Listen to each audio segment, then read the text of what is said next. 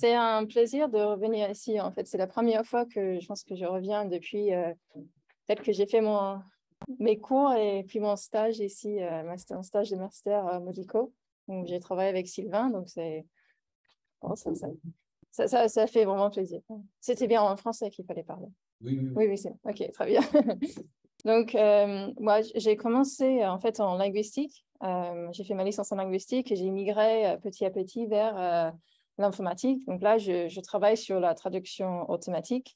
Je ne dirais pas que je serai informaticienne pure de ma vie. Il restera toujours ce côté linguistique. Mais ça nous fait poser des questions sur quel est le rôle de la linguistique. Aujourd'hui, vu qu'on voit le domaine se déplacer de plus en plus vers l'apprentissage automatique et il y a de nouvelles personnes qui arrivent qui n'ont pas forcément des connaissances linguistiques et pourtant ils arrivent à avoir des performances bien sur plein de tâches. Donc je voulais discuter un peu de ça aujourd'hui. Mes slides seront en anglais. Donc traduction automatique et linguistique en relation en crise. Je ne vais pas vraiment pouvoir répondre totalement à cette question. L'idée, c'est de susciter une discussion autour de ça avec certains éléments. Je pense que la bonne réponse, c'est on ne sait pas. Probablement, la linguistique est toujours importante, mais comment est-ce qu'on peut l'exploiter? Donc, je vais commencer, pour ceux qui ne sont pas très familiers avec la traduction automatique, avec une brève histoire de la traduction et quelques défis. Ensuite, je vais parler un petit peu de où est-ce que la linguistique se trouve dans tout ça. Clairement, je ne vais pas pouvoir être exhaustif parce que la linguistique, c'est très grand. Il y a plein de façons dont ça pourrait aider. Donc, je vais juste prendre quelques petits éléments. Et ensuite, je vais parler de deux travaux. Le premier, qui est comment est-ce qu'on peut incorporer un type de connaissance dans les modèles, c'est-à-dire les post-it produits par les journalistes. Donc, ce n'est pas forcément traditionnellement ce qu'on considère comme étant linguistique, mais c'est quand même les interventions par des humains, par des spécialistes. Et ensuite, je vais renverser la situation et se demander comment est-ce que la traduction pourrait être utilisée pour aider les études de linguistique, pour étudier la langue en elle-même. Voilà, donc Short History of MT. Donc, en fait, quand j'ai commencé ma thèse en 2015, ce qui était l'état de l'art, c'était la traduction statistique avec des probabilités. On utilisait le toolkit Moses, qui était très difficile à installer, avec beaucoup de modules très complexes. Et l'idée, c'était qu'on modélisait la traduction comme ceci, avec la probabilité d'une traduction étant donné une source, étant modélisée comme la probabilité de la source étant donné la traduction et la probabilité de la traduction. Ça revient à dire qu'on a la probabilité de la fidélité d'une traduction et la probabilité que ça appartienne à la langue source. Donc, on avait ce qu'on s'appelait un phrase table, ce qui ressemblait un petit peu à ça, avec des séquences de mots et des traductions possibles qui étaient extraites automatiquement de corpus et des probabilités associées. Et ensuite, on avait un modèle de langue, souvent à base d'engrammes, qui permettait de modéliser à quel point la traduction était fluide, grammaticale, cohérente et tout ça. Et en plus, il y avait d'autres modèles qui aidaient à scorer différentes composantes, comme à quel point on permettait de préordonnancer les mots, à quel point on pénalisait la longueur. En fait, tout ça, c'est assez heuristique. On essayait d'ajouter de plus en plus de modules pour essayer de faire grimper un petit peu ces scores. On essayait de mettre aussi un peu de linguistique. Mais au milieu de ma thèse, tout a changé parce que pour la première fois, les modèles neuronaux ont commencé à fonctionner pour la première fois. Donc, grosse crise parce qu'il fallait qu'on se mette tous au réseau de neurones. Je pense que vous êtes familiers avec ça. Il fallait acheter des GPU. Et les premiers modèles de traduction qui sont apparus étaient assez simples. C'était basé sur des modèles anciens. Mais pour la première fois, on est arrivé à les faire fonctionner dans des scénarios réalistes avec de vraies données. Donc, on commençait à faire concurrence aux modèles statistiques sur lesquels on avait travaillé depuis des années. Donc, l'idée de ces modèles, c'était d'encoder de façon récurrente une phrase source, ensuite prendre la représentation qui en résulte et utiliser ça pour utiliser un décodeur pour décoder successivement les mots d'une traduction. Voilà, donc c'était une idée assez simple, mais qui avait plusieurs problèmes. Le premier, c'est que ce mot-là va être beaucoup plus représenté que les mots de début. Donc, on va oublier ce qu'il y a au début, on va avoir des problèmes avec des dépendances. Et aussi, on va seulement modéliser de gauche à droite. Du coup, la première chose qui a été faite, c'était d'ajouter un encodeur bidirectionnel. Et donc, maintenant, chaque représentation de mots a une représentation gauche-droite et aussi une représentation droite-gauche. Ça veut dire qu'on modélise le contexte des deux côtés. Ça aide en quelque sorte ce problème de propagation d'informations, mais ce n'est pas totalement satisfaisant parce qu'on utilise toujours cette même représentation de mot final pour utiliser les décodeurs. Et c'est problématique parce que si on a une phrase qui est très longue, on est en train de compresser plein d'informations dans cette petite représentation. On voyait très bien la performance se dégrader lorsqu'on avait des phrases plus longues. Donc, la première fois que ces réseaux ont vraiment commencé à faire mieux que les décodeurs précédents, c'était avec l'introduction de la tension entre l'encodeur et le décodeur. Et le principe de ça, c'est qu'au lieu d'utiliser la même représentation en input au décodeur, et je suis désolée pour mes anglicismes, il y en aura pas mal dans cette présentation, on va utiliser une représentation qui sera différente pour chaque étape parce que ce ne sera pas les mêmes mots de l'encodeur qui seront utiles pour décoder. Donc, ce qu'on va voir, c'est un mécanisme d'attention qui va prendre l'état actuel du décodeur. Il va regarder les mots de la source et attribuer un poids à chacun. Et comme ça, pour par exemple cette étape-là, pour prédire le mot chocolat, on va voir des poids qui vont peut-être regarder plus le mot chocolat que les autres mots, parce que c'est le mot qui est le plus important. Et donc ça va changer selon chaque étape de décodage. Et ça permet, avec une représentation de taille fixe, ici, de pouvoir gérer le fait d'avoir plein d'informations dedans, parce que l'information va varier d'étape en étape. Et ça permet aussi de faire quelque chose qu'avant on faisait avec une étape séparée, c'est de faire l'alignement entre le source et le cible. Parce que si on analyse pour chaque étape de décodage les poids sur les mots sources, on pourrait se dire, mais si c'est plus important pour un certain mot source, ça veut dire que ce mot-là pourrait être aligné. Donc, ce qu'on a, c'est un alignement non pas dur avec un seul mot pour un seul mot, mais une distribution d'alignement sur la source. Donc, il y a quelques exemples ici de l'anglais au français, où on voit un alignement apparaître entre les mots de l'anglais et le mot du français. Il y a un petit peu de débat par rapport à quel point on peut vraiment interpréter des scores d'attention. Il y a eu des histoires anecdotiques comme quoi parfois l'alignement ne correspondait pas exactement à l'alignement, par exemple, entre le, the, chat, cat, chocolat, chocolate, etc. Mais parfois, c'était décalé de 1 pour une raison qui n'est pas très, très claire. Donc, il peut y avoir des mystères et donc, ce n'est pas quelque chose forcément de très fiable. C'est quelque chose qui est appris de façon latente par le modèle. Un peu linguistique, peut-être, c'est inspiré par la linguistique, mais après, à quel point c'est totalement fiable, ça reste à voir. Il y a eu quelques papiers qui ont débattu cette situation, pas pour la traduction, mais sur le fait de pouvoir interpréter les scores d'attention comme signalant l'importance de certains traits ou certains mots lorsqu'on fait, par exemple, la classification. Parce que les gens disaient, bon, il y a une importance plus grande à ce mot-là, et donc ça veut dire que c'est plus important. Il y a quelques problèmes avec ça. Par exemple, ce papier, Attention is not explanation. Ils ont argumenté que juste parce qu'il y avait plus d'importance sur ce mot-là, ça ne veut pas dire qu'une autre configuration n'aurait pas donné plus d'importance sur notre mot. Ils ont montré que c'était possible de changer les poids pour les mettre sur d'autres mots sans changer le résultat, par exemple. Et puis, il y a une énorme post de blog où ils ont débattu avec d'autres gens. Et il y a eu ce papier qui est sorti qui s'appelle « Attention is not explanation », qui ont argumenté juste parce que d'autres distributions étaient possibles qui auraient donné les mêmes résultats.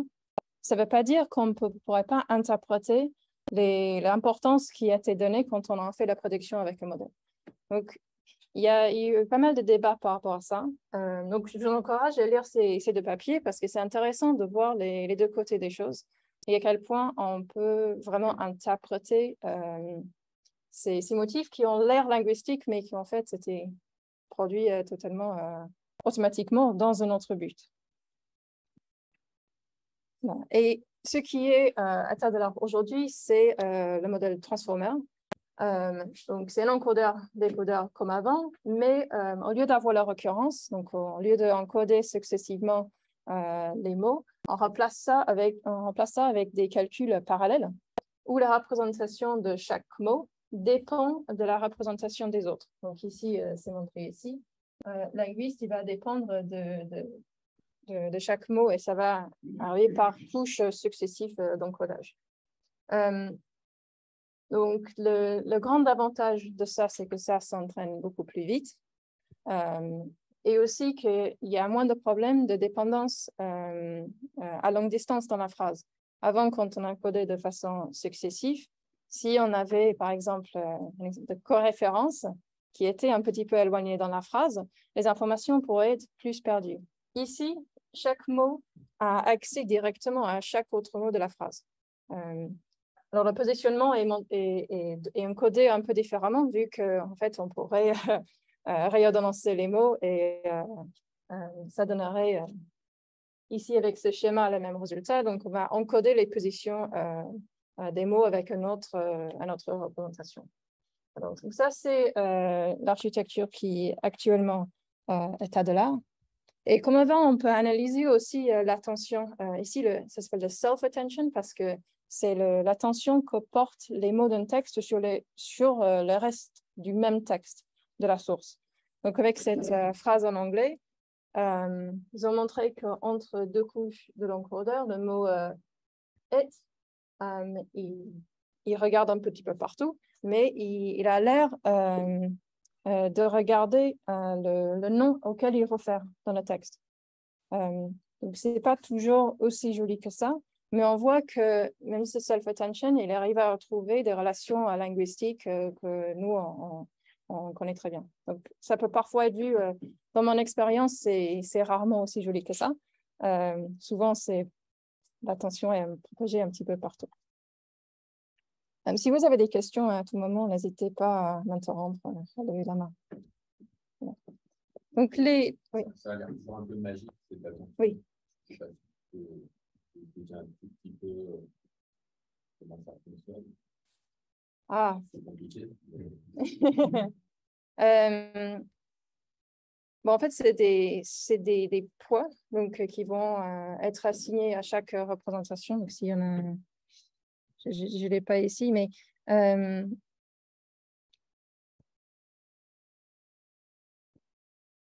peux peut-être montrer plus avec ça parce que c'est le même principe qu'on a des représentations vectorielles de mots et il y aura des poids qui vont être utilisés pour faire un somme pondéré de ces représentations.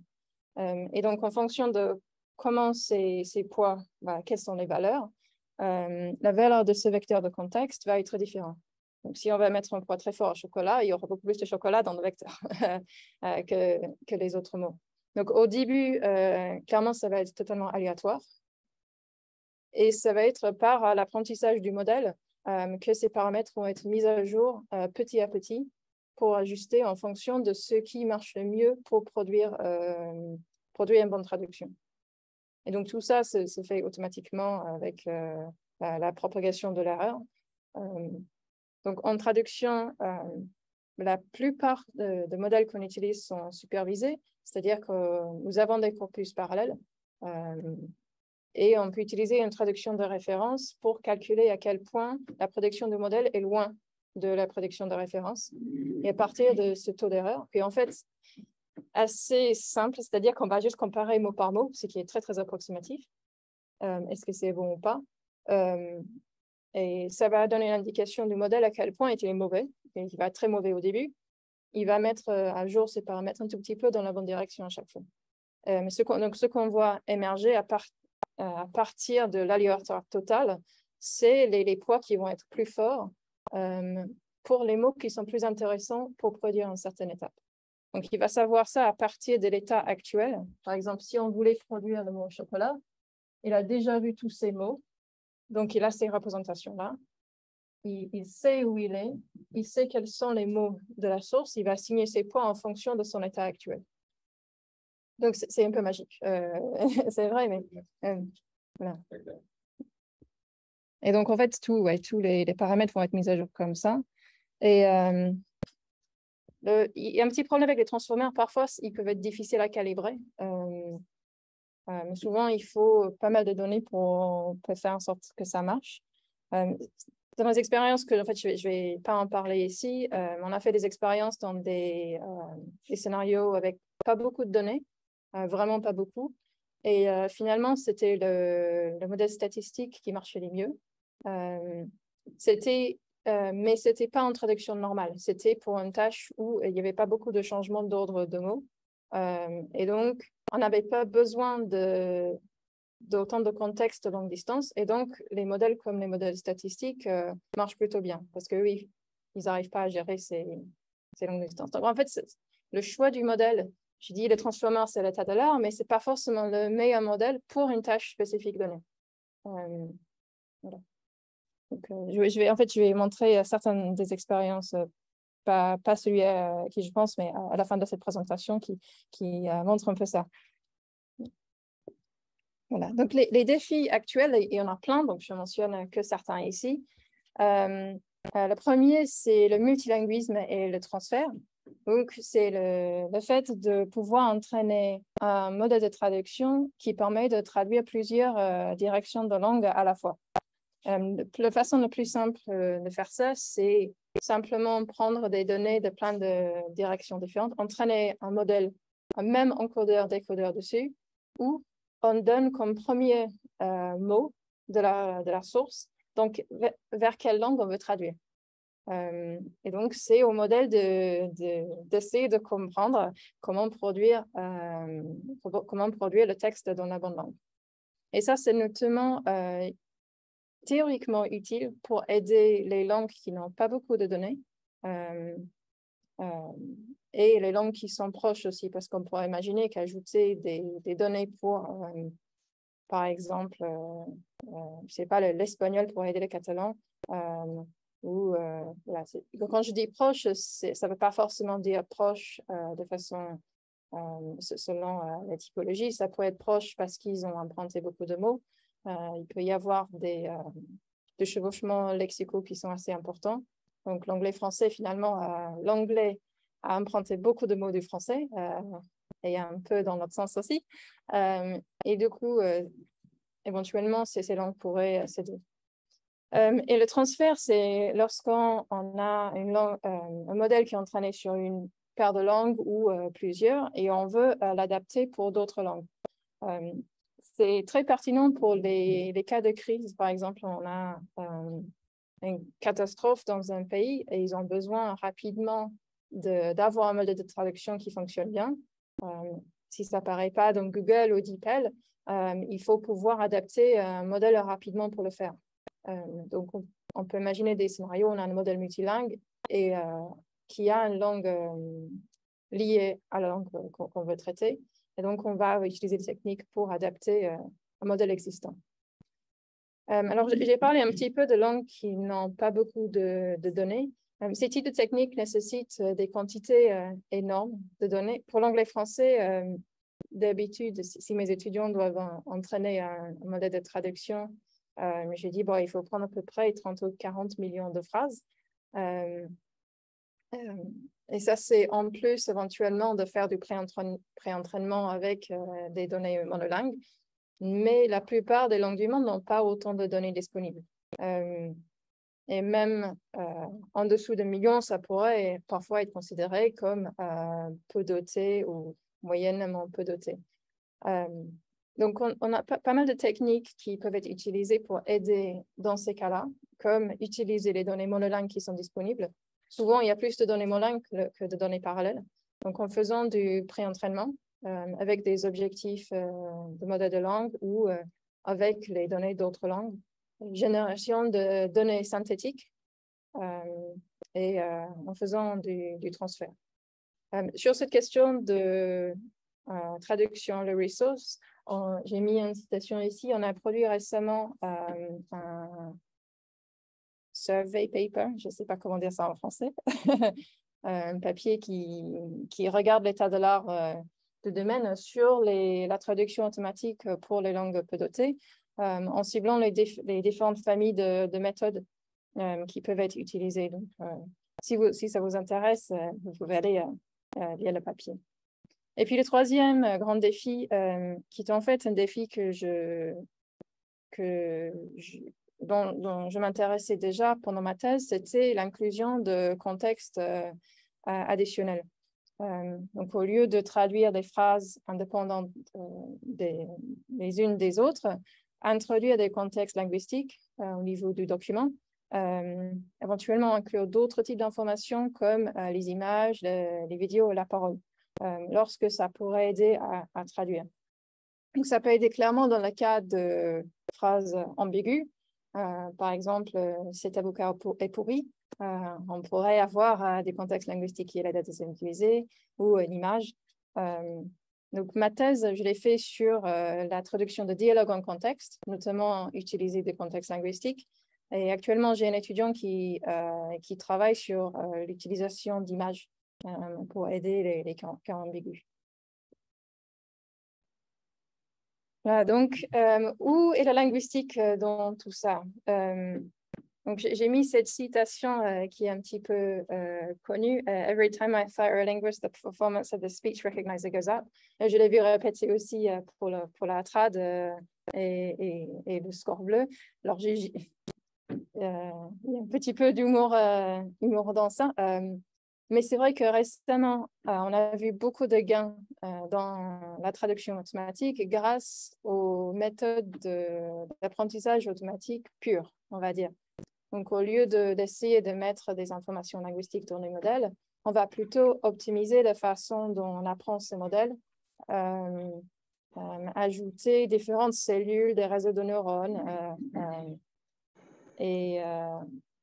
C'est très bien. Moi, je vois ça comme deux côtés de la traduction automatique. Donc, on peut se demander, mais comment est-ce que nous, on peut aider? Est-ce qu'il y a une tendance à s'écarter un peu de la linguistique? Oui, un petit peu, mais ça ne veut pas dire que c'est fini. Donc, on voit par exemple la segmentation en mots. Donc, l'exemple que j'ai donné, c'est très simple avec des mots bien séparés. Et avant, on utilisait des tokeniseurs, je vais dire, classiques, qui coupaient bien sagement comme on voudrait faire de façon linguistique, avant les ponctuations. Même, il y a certains tokeniseurs qui essaient de regrouper des mots. Comme ça, on ne coupe pas brutalement sur l'apostrophe aujourd'hui, par exemple. Donc, on essaie de faire des choses qui sont plus fines. Et on voit le passage de plus en plus vers l'utilisation simplement de tokeniseurs, ce qu'on appelle tokeniseurs aujourd'hui, ce qui veut dire plutôt couper en sous-mots qui sont statistiquement motivés. Donc en fait, j'essaie d'expliquer parfois à des gens qui utilisent tokeniseurs, pas de la façon dont on connaissait avant, qu'il y a une ambiguïté là, parce que pour une tokenisation avant, ça voulait dire quelque chose de façon linguistique. Et maintenant, ça veut juste dire couper le texte dans quelque chose qui s'appelle token et qui pourrait être donné au modèle. Donc, moi, j'appelle plutôt le deuxième segmenteur en sous-mots. Et l'idée, c'est que le texte sera coupé de façon statistique en fonction de ce qui sont les fréquences de caractères fréquents dans le corpus et ceux qui sont rares. Donc, les séquences de caractères fréquentes vont être plutôt gardées telles quelles, et ceux qui sont plus rares sont découpés en plus petits morceaux.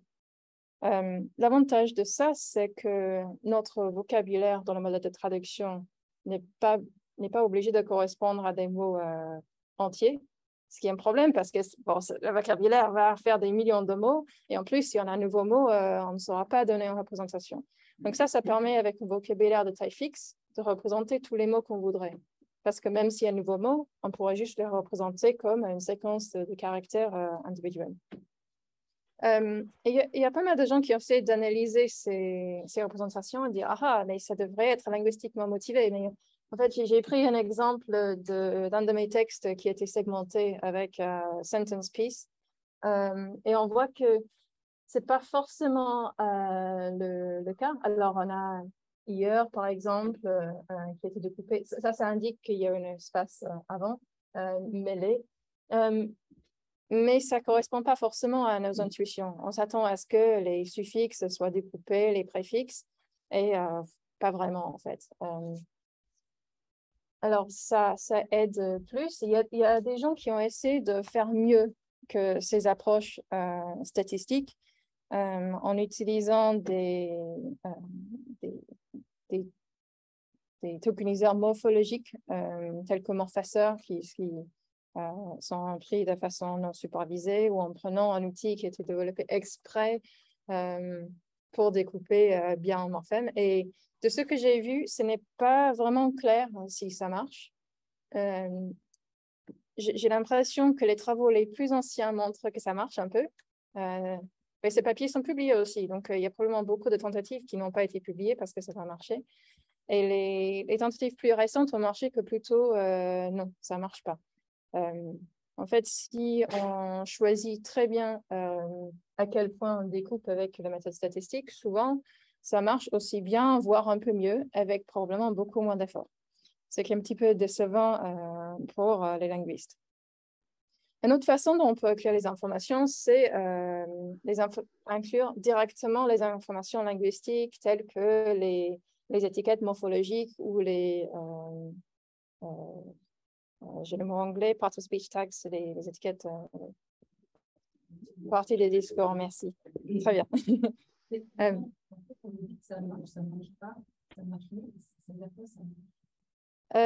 Donc, en théorie, ça voudrait dire que ça améliore la qualité de la traduction. En pratique, ça veut dire un truc similaire, c'est que ça améliore la métrique automatique qui est utilisée pour évaluer la qualité de la traduction. Donc on utilise presque tous le bleu score, qui est une métrique très basique qui se base sur à quel point des n-grammes apparaissent dans un texte de référence et dans la prédiction du modèle. Évidemment, ça marche pas extrêmement bien parce qu'il y a beaucoup de façons différentes dont on pourrait produire une bonne traduction. Et juste parce que ça ne correspond pas à une traduction de référence qui a été produite, ça ne veut pas dire qu'elle est mauvaise. Et donc, c'est un métrique qui corrèle un petit peu avec le jugement humain. Si on demande aux humains de dire c'est quoi la qualité de cette traduction par rapport à une autre, mais c'est très, très loin d'être parfait. Donc, si on voit des améliorations dans le score, on peut dire ça marche un peu mieux. Après, ça ne veut pas forcément dire qu'il y a une énorme différence dans la qualité de la traduction.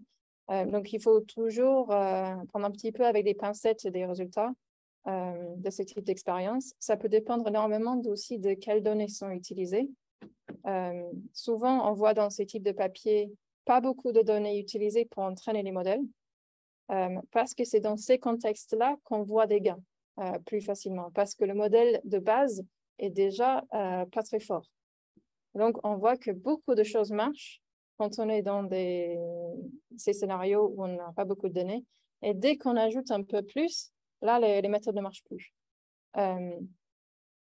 Donc, je pense qu'il est très important de travailler avec les langues qui n'ont pas beaucoup de données. Mais souvent, ce qu'on voit, c'est des scénarios qui sont artificiellement peu dotés. C'est-à-dire qu'on va prendre l'anglais-français et dire, bon, on va imaginer qu'on a seulement 10 000 phrases. Et on va tenter notre méthode. Et ça, c'est un peu trompeur parce que les données sont propres, ils sont souvent du même domaine, c'est des textes édités, et ce n'est pas le même scénario qu'on aurait si on voulait traiter une autre langue telle que l'anglais Gujarati. où on aurait des textes qui ne sont pas forcément du genre de texte qu'on voudrait. Il y aurait pas mal de textes qui seraient pris d'Internet, qui contiendraient du bruit. Et donc, ce n'est pas un scénario auquel on peut faire confiance.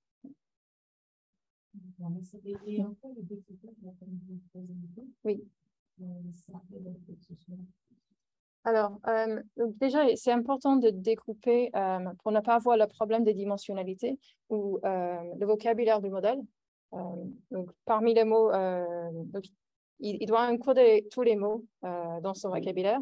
Il doit être capable de les produire aussi.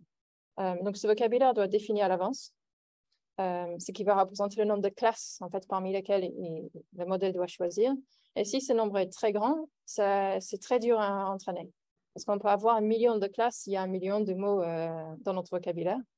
Il y aura aussi des mots qui vont être vus une seule fois ou plusieurs fois, qui vont être très rares. Et donc, qui vont probablement jamais être choisis parce que le modèle ne sait pas les produire.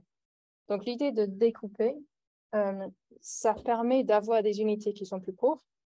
Donc, globalement, de réduire la taille du vocabulaire parce qu'il y aura du partage entre des mots différents. Par exemple, établissement, on pourrait imaginer que ce soit coupé en établi et puis ce et ment. Et le ment pourrait être partagé entre d'autres mots aussi, comme un autre mot avec ment. Il y en a plein. Contentement, voilà. Pardon? Comportement, c'est ça. Et donc, ce même sous-mot va être partagé. Et donc, on va pouvoir diminuer le vocabulaire, ce qui permet de les entraîner plus parce que le moment va être vu beaucoup plus de fois. Ça voudrait dire aussi que si on a un nouveau mot qui apparaît un jour, ça arrive.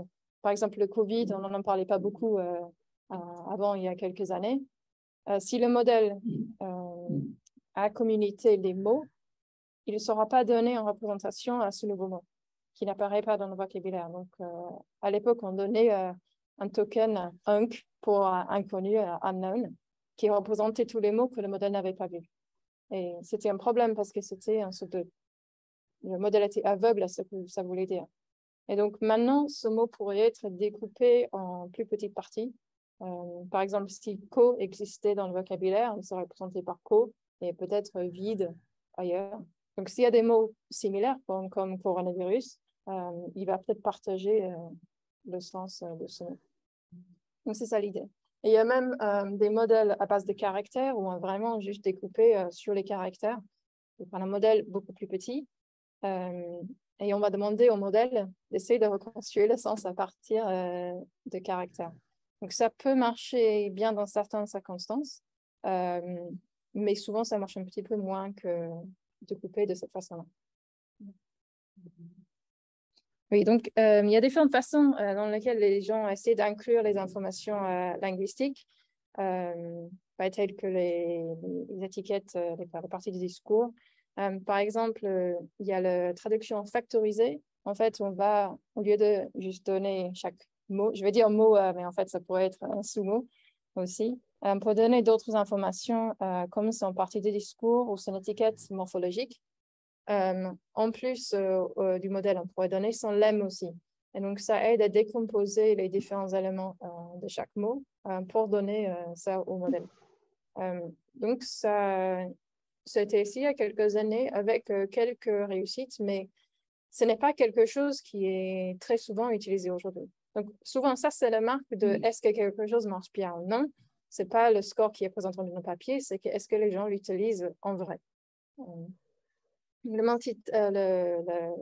L'utiliser de l'apprentissage multitâche aussi. Donc, on pourrait avoir un modèle qui prédit à la fois la traduction et une séquence d'étiquettes.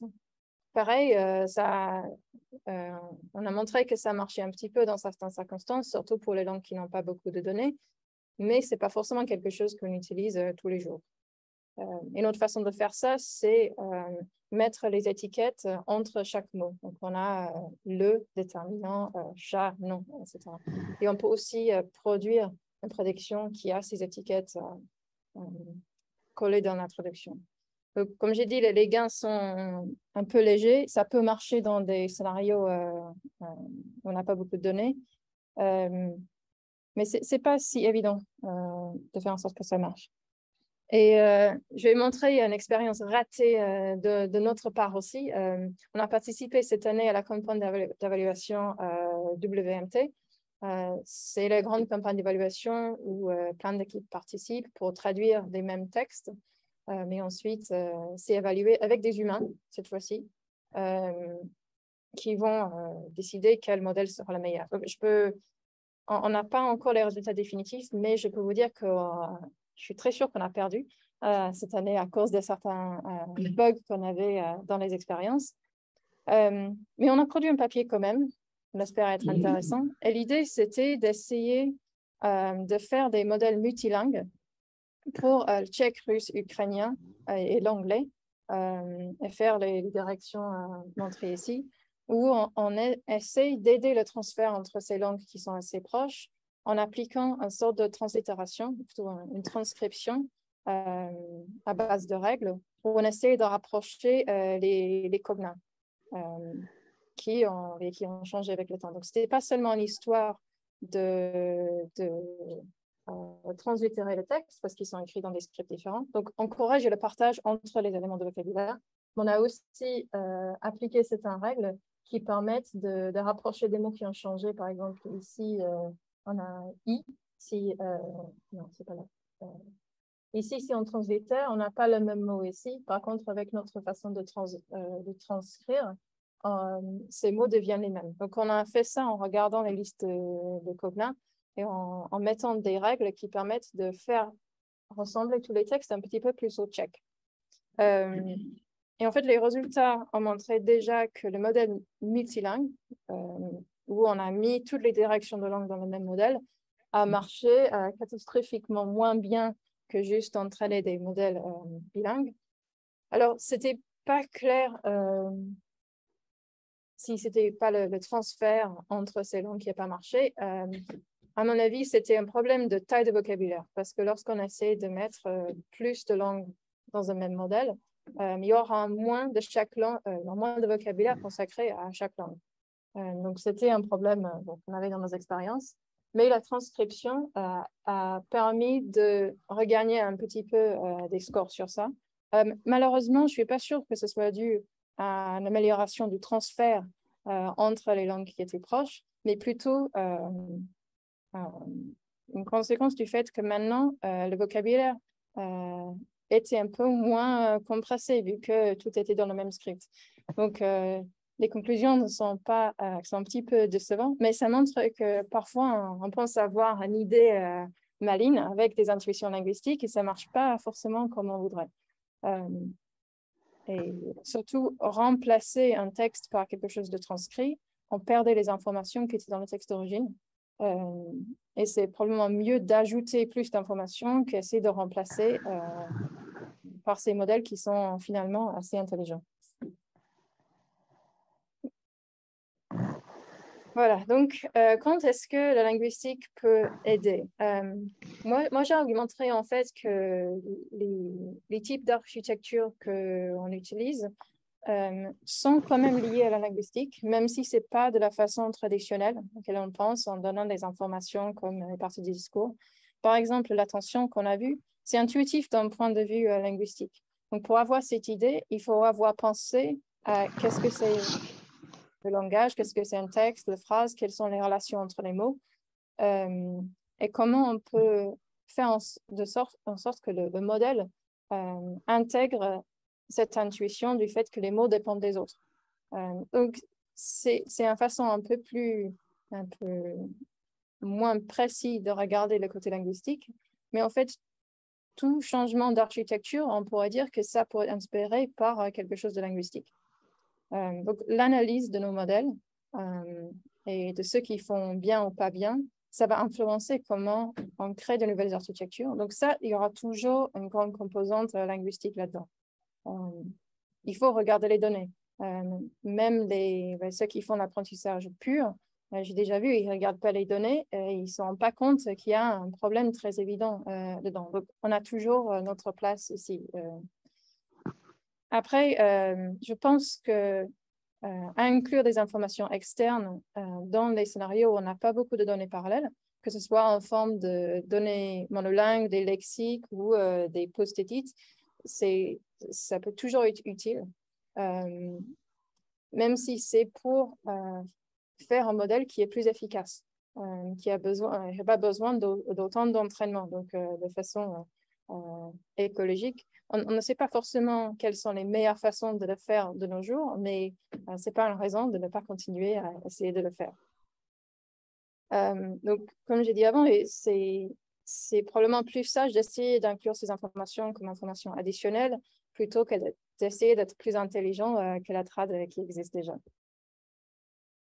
Et donc, je vais vous parler de deux des travaux raisonnablement récentes le premier qui essaie d'illustrer ça, où en fait, le type de linguistique que je vais injecter, ce n'est pas linguistique traditionnelle, c'est plutôt les expertises par les humains en forme de post-it journalistique. Donc, essayer d'adapter au modèle. Et ensuite, je vais renverser la situation à parler d'un cas d'utilisation de traduction pour la linguistique. Donc, ce travail qui a été fait quand j'étais en postdoc à Édimbourg par un étudiant de master à Arto, c'était dans le cadre de deux projets qui étaient en lien avec la BBC. Et eux, ils utilisent la traduction dans leur centre BBC World Center parce qu'ils produisent des actualités dans beaucoup de langues. Ils sont aussi obligés d'accéder à des actualités qui sont produites dans plein de langues. En réalité, ils n'utilisent pas la traduction automatique juste pour traduire des articles, mais pour reversionner les documents, pour faire leur propre contenu. Mais c'est très important pour eux que le modèle puisse s'adapter aux changements qu'eux, ils font dans les textes. Ils sont très énervés s'ils sont obligés de corriger la même faute 1000 fois dans la journée. Et donc, pour les encourager à utiliser ces outils, c'est important de pouvoir mettre à jour des modèles qui existent déjà. Donc, on peut imaginer un scénario où il y a un texte source qui voudrait traduire. Ils produisent une traduction automatique de ça, et ensuite, ils post-éditent le document. Ensuite, avec des outils d'alignement, on pourrait extraire des phrases de ces documents reversionnés. Où on a un document, on a une phrase source, une traduction automatique et la version post-éditée. Et ensuite, on peut aussi, avec des outils, identifier des mots qui ont été changés dans ces phrases. Donc, en fait, on a plutôt simplifié le scénario et on imagine ce contexte-là où on a ces phrases qui ont été mal traduites, on a la phrase source et on a la version corrigée. Et ce qu'on va faire, c'est qu'on veut adapter un modèle à ces phrases, mais plus spécifiquement à ces mots qui ont été mal traduits. Okay. Et dans le passé, il y a eu plusieurs façons dont on pourrait essayer de mettre à jour un modèle. Le premier, c'est de ne pas mettre à jour le modèle, mais plutôt de faire un deuxième modèle de post-édition qui pourrait corriger le texte après avoir traduit. Donc ça pourrait faire sens parce qu'on peut imaginer un plus petit modèle après, qu'il aurait seulement besoin de mettre à jour ce petit modèle. Mais en réalité, on a besoin d'un grand nombre de post-it pour entraîner de tels modèles qui sont souvent pas très disponibles. Et souvent, ça revient à faire un système qui est aussi gros et complexe que le modèle de traduction lui-même. Donc, ce n'est pas forcément la solution idéale. Donc, la solution qui est souvent utilisée, c'est de fine-tuner, je sais pas, pardon? Oui, peut-être c'est ça aussi.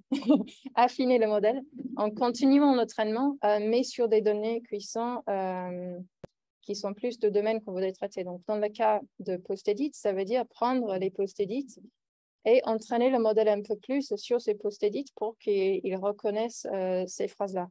Le problème avec ça, c'est que ça peut amener à un cas de sur-entraînement où le modèle est très, très bon sur ces nouvelles phrases, mais il perd ses connaissances sur d'autres phrases. Donc, la qualité générale du modèle va diminuer. ce qui est un problème. Donc, des méthodes plus avancées ont été développées. Par exemple, sélectionner spécifiquement quel type de phrases on voudrait utiliser pour affiner les modèles. Et aussi créer des exemples synthétiques qui contiennent les nouveaux mots. Pour pas qu'on ait un très petit nombre de phrases qui sont utilisées pour affiner, que ce soit un peu plus large. Donc, en fait, ce que nous, on a décidé de faire, c'est de suivre cette dernière stratégie et de faire la création de données artificielles pour affiner notre modèle, où on essaie d'explorer ce compromis entre rapidement adapter le modèle aux nouvelles phrases que fournit le journaliste et ne pas avoir ce cas de surapprentissage sur ces phrases-là. Donc, essayer de garder une bonne qualité générale du modèle. Donc, ça, c'est quelque chose qui n'a pas été tellement exploré avant. Souvent, les gens disent « Ah, mon score sur les nouvelles phrases augmente, ça veut dire que c'est bien », mais sans regarder le fait que sur un autre texte, la qualité diminue fortement. Donc, on s'inspire de ce papier Fadday et al. Qui ont créé des données artificielles qui peuvent contenir les nouveaux mots. Donc, il y a 4 étapes à notre méthode. Donc, d'abord, la journaliste fournit des phrases de postérité avec les mots dedans pour les traduire. Donc, ici, on imagine qu'on a cette phrase avec longue plage. J'ai créé de façon fictive cet exemple. On imagine que c'était mal traduit. En fait, il faudrait que ce soit traduit comme Long Beach. Et ensuite, ce qu'on va faire, c'est qu'on va obtenir la représentation de ce mot-là en utilisant le modèle de langue BERT. Donc, BERT, ce qu'il va faire, c'est qu'il va masquer ce mot-là et construire une représentation à partir du contexte de ce mot, avec la phrase ici. L'avantage de ça, c'est que même si BERT n'a jamais vu le mot qu'on lui donne, il sera capable de construire une représentation et donc avoir une idée de quoi il s'agit. Une fois qu'on a cette représentation, ce qu'on va faire, c'est qu'on va prendre nos grandes données d'entraînement qu'on a utilisées pour entraîner notre modèle de départ, regarder les phrases, masquer aléatoirement des mots dans ces phrases et essayer de trouver le meilleur endroit où on pourrait insérer ce mot-là. Donc, trouver un contexte qui serait bien pour ce nouveau mot qu'on n'a jamais vu. Par exemple, The Rice Lands of Java among the richest in the world. Donc, on a cette idée de, c'est peut-être une île, c'est un lieu. Ce mot-là pourrait bien coller dans cette phrase. Donc, en prenant les meilleurs exemples, on peut créer des données d'entraînement artificielles où on met ce mot à l'intérieur de la nouvelle phrase. Et ensuite, avec le modèle d'alignement, on pourrait aussi insérer le mot source dans la phrase source. Donc, ça veut dire qu'à partir d'un exemple, on pourrait créer un certain nombre d'exemples artificiels qui vont avoir des mots beaucoup plus variés et des contextes beaucoup plus variés qu'on peut utiliser pour affiner le modèle. Donc ensuite, pour évaluer notre modèle, on voudrait regarder des 2 mesures, donc la traduction, la qualité de la traduction en général. On va utiliser bleu un peu comme tout le monde parce que c'est pratique. Et deuxièmement, on va regarder l'accuracy de la traduction de ces termes spécifiques. Oui. Oui. Est-ce que vous parlez souvent de qualité de la traduction oui. à partir de la traduction de mots, en fait. La qualité de la traduction est aussi à la qualité de la syntaxe. C'est vrai. Donc, le bleu, ça prend en compte partiellement la syntaxe parce qu'on regarde des séquences de mots jusqu'à 4 mots. Donc, c'est très approximatif, mais en fait, quand on fait des moyennes sur un grand corpus, ça donne un résultat qui est corrélé avec les jugements humains. Donc, en fait, c'était développé comme guide pour essayer d'évaluer si un modèle serait meilleur avec un petit changement que le modèle précédent. C'était jamais censé être métrique d'évaluation en soi, mais nous, on l'utilise comme un outil d'aide, en fait, pour donner une indication de la qualité générale. Donc, si on voit un score baisser d'un bleu, souvent, c'est significatif. Si c'est des choses avec un demi-bleu au moins, là, c'est probablement dans la zone de variation. Donc, si on commence à avoir 4-5 bleus, là, il y a une grande différence de qualité. Donc, le bleu, il prend en compte que si tu as plusieurs traductions dans le même texte, ça peut. Oui, ouais, c'est ça. Oui, c'est ça. Donc, ça, c'est mieux parce que surtout si les traductions sont assez diverses. En fait, on a un papier il y a quelques années où on a essayé de produire automatiquement des références, des paraphrases de références qui différaient le plus syntaxiquement possible les uns des autres pour essayer d'aider le bleu. Ça n'a pas marché aussi bien que ce qu'on pensait, en fait. Mais oui, effectivement, souvent, ça marche mieux si on a des traductions de référence, plusieurs traductions de référence produites par des humains. Donc, on utilise un scénario simulé pour pouvoir traquer ces deux métriques. Ce qu'on fait, c'est qu'on choisit 100 mots d'évaluation qui apparaissent au moins 5 fois dans le jeu de test et 20 fois dans le jeu d'entraînement. Et on va utiliser les phrases dans le jeu de test pour évaluer l'accuracy sur ces traductions. Et on va enlever toutes ces phrases du jeu d'entraînement pour les utiliser pour affiner le modèle. Et on va surtout les enlever du modèle initial. Comme ça, le modèle initial n'aura jamais vu ces mots et on va les réintroduire, chaque phrase, petit à petit. Donc, 1 jusqu'aux 20 exemples dans le jeu d'entraînement. Le modèle de base qu'on prend, en fait, on a fait ça pour la direction Gujarati anglais, donc une paire de langues avec pas beaucoup de données. Et on a pris un assez bon modèle de base, c'est-à-dire notre soumission à la campagne d'évaluation 2019, où on a fait un modèle transformer qui est entraîné non pas seulement sur les données d'origine fournies par la tâche, mais aussi sur des données synthétiques qu'on a produites avec des méthodes non supervisées. On peut avoir plus de données. Donc, en plus des 42 000 phrases, on avait en plus 7 millions de phrases produites en traduisant automatiquement des textes monolingues, en un truc qui était un peu comme du Gujarati, mais pas d'une très bonne qualité. Et aussi un corpus de hindi qu'on a traduit en Gujarati. Donc, avec ces données synthétiques, on avait plus de données d'entraînement et un meilleur modèle avec lequel commencer. Parce que ça ne sert à rien de commencer des expériences avec un modèle qui ne produit absolument n'importe quoi. Et ensuite, on a pris ce modèle qui n'a jamais vu ces mots d'évaluation et on a affiné avec les exemples qu'on avait enlevés de notre jeu d'entraînement. Le problème avec cette méthode-là, comme j'ai mentionné par rapport aux travaux précédents, c'est que ça aura tendance à surentraîner sur ces phrases-là et perdre la qualité générale. Donc, on a essayé plusieurs techniques de dessin. La méthode fine-tune plus pad, ça veut dire qu'on va ajouter d'autres exemples aléatoires de jeux d'entraînement pour essayer de faire en sorte qu'il n'oublie pas les autres mots et les autres phrases qu'il a déjà vues. Donc, on va ajouter un certain nombre de mots X, de phrases X. Et on va comparer ça à notre méthode augmentée, où pour chaque phrase avec laquelle on va affiner le modèle, on ajoutera un certain nombre de phrases qui ont été créées synthétiquement avec la méthode que j'ai montrée précédemment. Donc, en plus de chaque phrase, il y aura 10 exemples de plus. Et ensuite, on combine ces deux méthodes, c'est-à-dire qu'on va aussi ajouter des phrases aléatoires de notre jeu d'entraînement initial.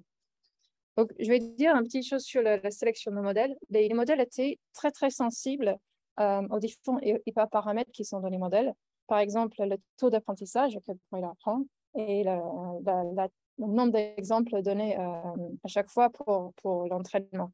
Donc, ce qu'on essaie de faire, c'est choisir les paramètres du modèle avec ces différents scénarios où les courbes sur l'accuracy, sur les mots d'évaluation, étaient le plus similaires possible. Comme ça, on pouvait regarder à quel point chacun dégradait les qualités générales.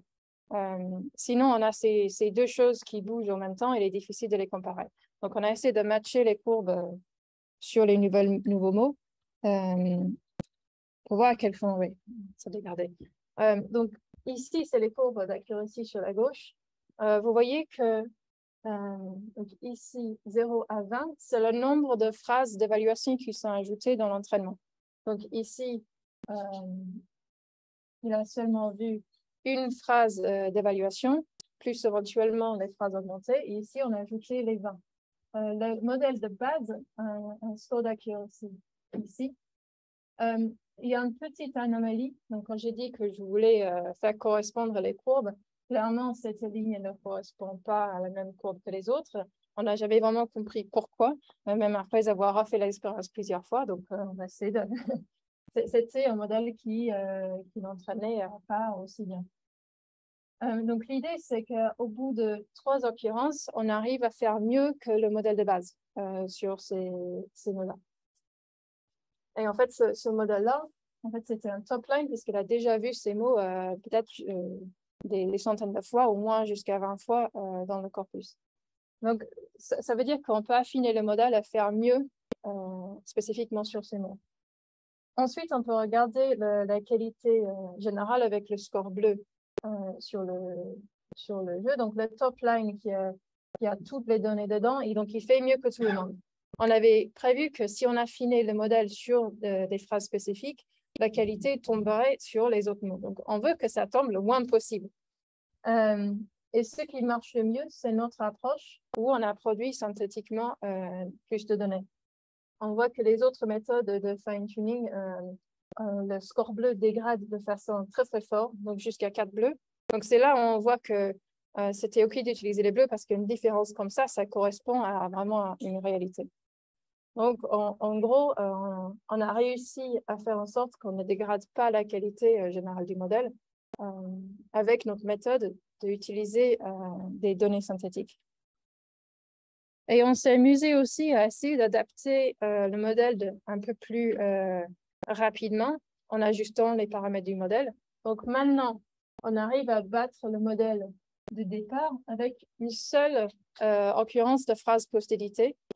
Si on ajoute des phrases augmentées. Par contre, on voit ce que ça fait à la qualité générale du modèle, ça baisse très fortement. Donc, notre approche en bleu ici fait quand même mieux que tous les autres systèmes, mais avec un prix assez coûteux sur la qualité générale. Voilà. C'était ça montrait qu'il était possible de ne pas avoir cet effet aussi fort, mais on n'arrive toujours pas à faire mieux sur la qualité générale du corpus. Voilà, donc on fait mieux que les méthodes utilisées précédemment, avec de meilleurs résultats, mais en fait, ça donne plus des possibilités de travaux futurs et comment est-ce qu'on peut aborder un tel scénario. C'était important d'avoir fait ce scénario où on regarde les deux mesures à la fois, ce qui n'a pas forcément été fait avant, donc on espère que ça va aider ces types de travaux dans le futur. Et pour la dernière partie de la présentation, je vais renverser un petit peu la situation avec des travaux faits avec plusieurs collègues sur comment est-ce qu'on peut utiliser la traduction automatique pour une étude de linguistique pour le français moderne, donc le français du XVIIe siècle. Donc, ça a été fait avec de nombreux collègues dans un projet où on essaie de développer des outils pour traiter des anciennes variétés du français, ici le français du XVIIe. Donc, qu'est-ce que c'est la normalisation et pourquoi on doit le faire? Donc, les textes du XVIIe siècle ressemblent un petit peu à ça. Donc, ça ressemble pas mal au français, mais avec quelques différences, au moins pour les outils informatiques qui ne vont pas reconnaître ces mots avec une orthographe différente, des symboles différents. À l'époque, les conventions d'orthographe n'étaient pas encore fixes, donc il y avait pas mal de variations entre les différents textes selon l'auteur, l'éditeur d'époque. Et les textes ressemblent pas mal au français contemporain, mais avec des différences qui le rendent difficile pour les outils de français. Le résultat qui a été fait par Pedro pour l'étiquetage en partie du discours ont montré que si on normalisait ces textes vers le français contemporain, on avait de meilleurs scores que si on prenait le texte d'origine, même si l'outil était adapté à ce type de texte.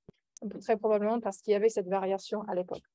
Donc, la normalisation, c'est l'application d'une convention qui est prédéfinie pour lisser la variation. Et dans notre cas, on choisit de prendre comme norme le français contemporain parce que ça aide aussi pour l'application d'outils standards état de l'art sur ce type de texte. Donc, on peut regarder quelques différences entre le français moderne et le français contemporain. Il y a quelques changements triviaux avec le S long qui devient S court. Donc, ça, c'est simple. On pourrait juste les remplacer automatiquement. Mais il y a aussi des différences un peu plus difficiles à traiter, comme les différences de segmentation, des cas d'autographes qui suivent de fausses étymologies, et aussi l'orthographe qui reflètent des changements linguistiques qui ont eu lieu en français. Donc là, j'ai mentionné que certains phénomènes. Il y en a, ça suit la loi de Zipf. Il y en a certains qui sont assez faciles, qui sont très communs. Et puis, il y a un grand nombre de petits phénomènes qui sont difficiles à traiter.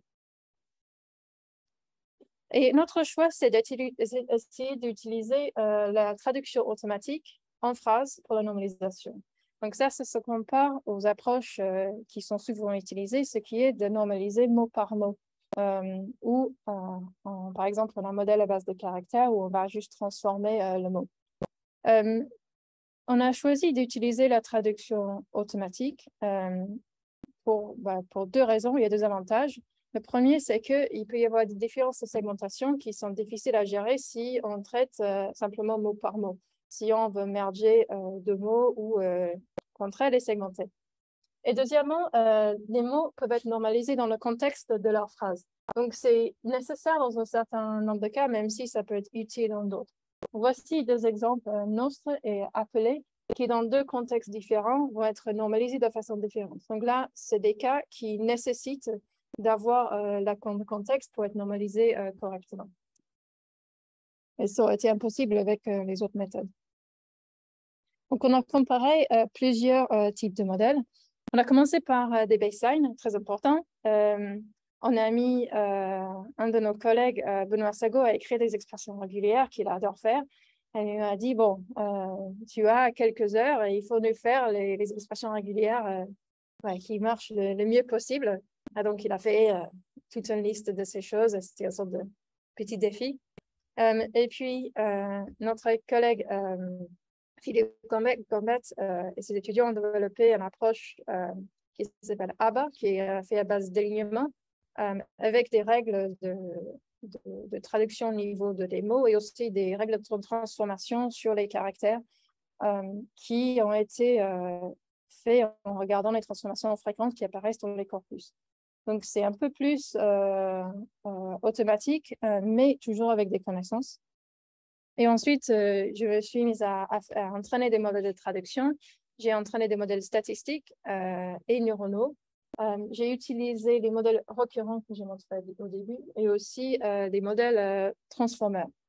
Et j'ai cherché plein de paramètres différents en variant à quel point on segmente les textes, la taille de ces modèles, les taux d'apprentissage et des choses comme ça pour essayer vraiment de pousser cette comparaison jusqu'au bout.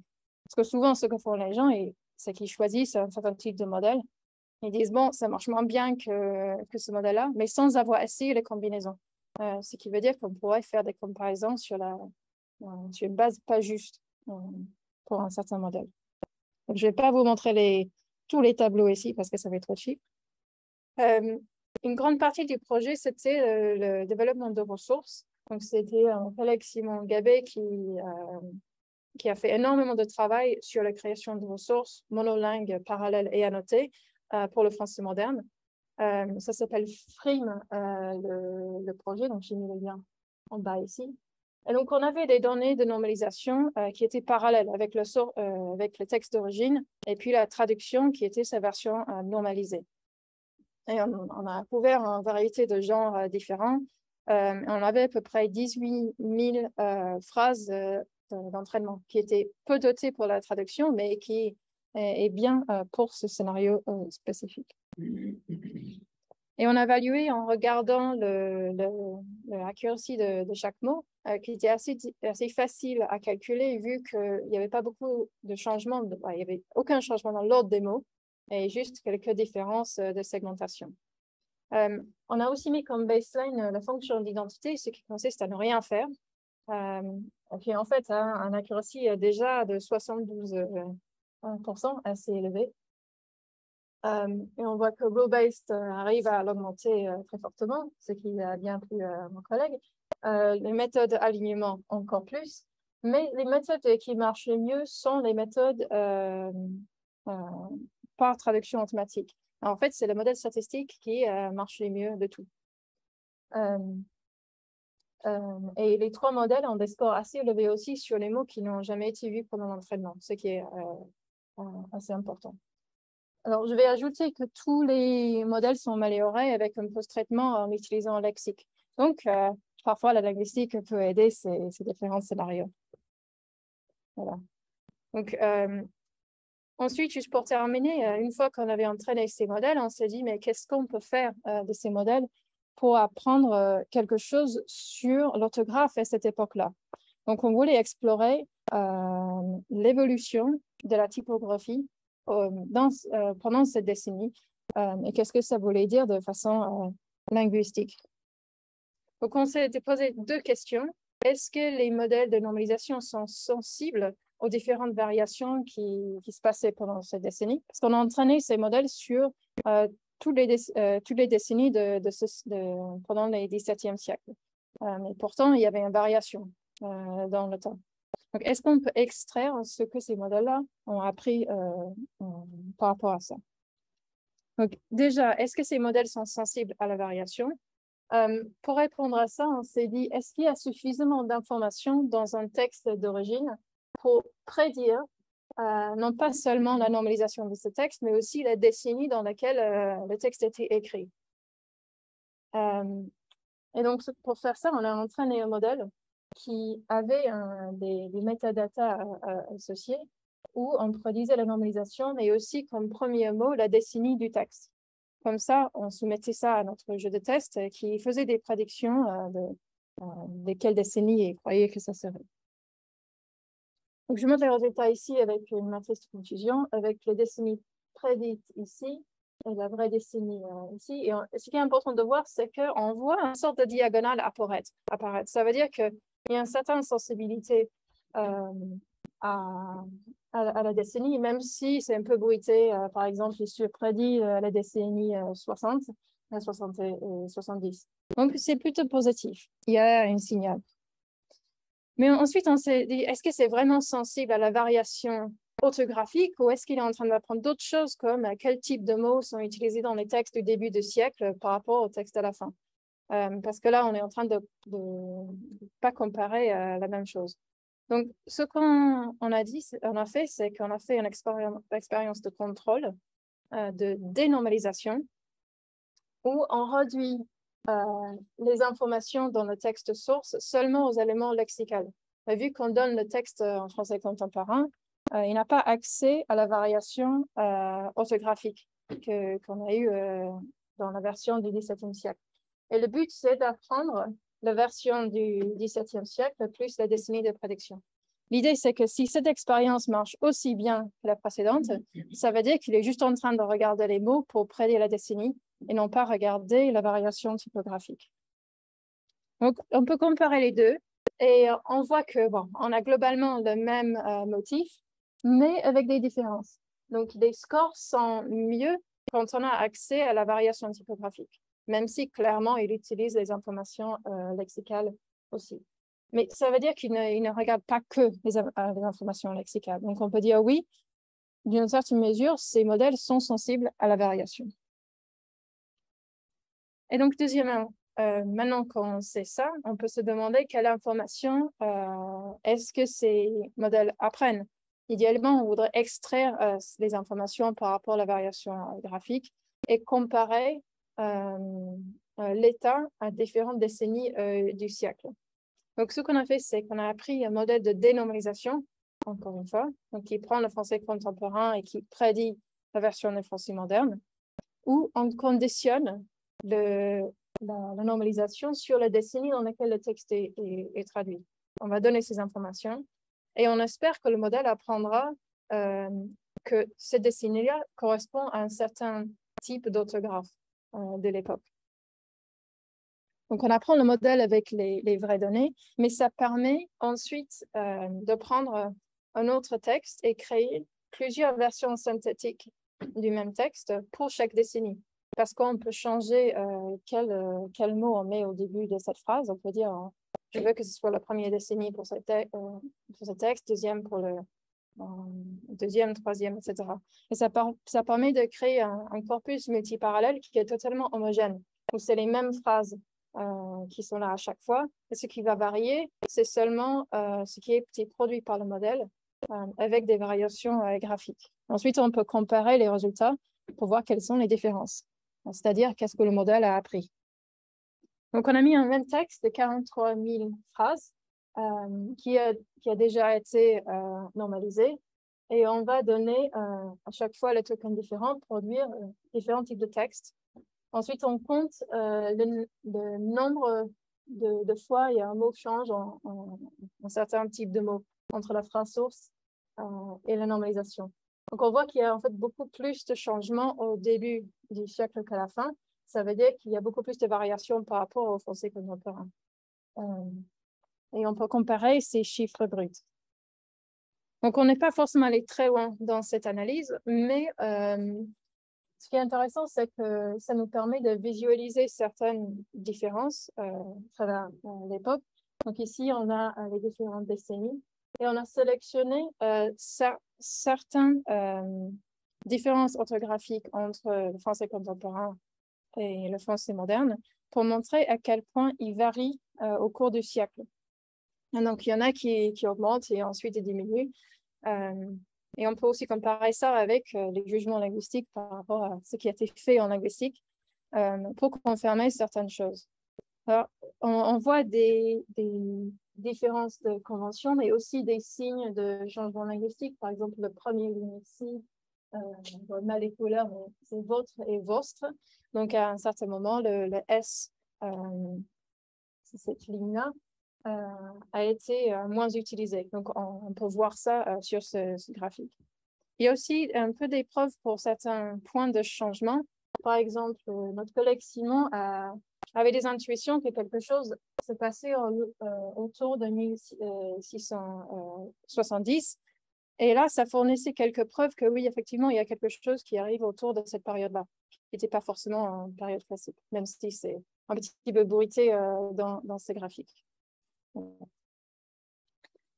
Et donc, on a déjà fait un modèle qui est pas mal pour la normalisation. Il y a des erreurs qui restent à être réglées. Et on a aussi montré que c'est possible d'utiliser de tels modèles pour analyser, faire quelques débuts d'études linguistiques.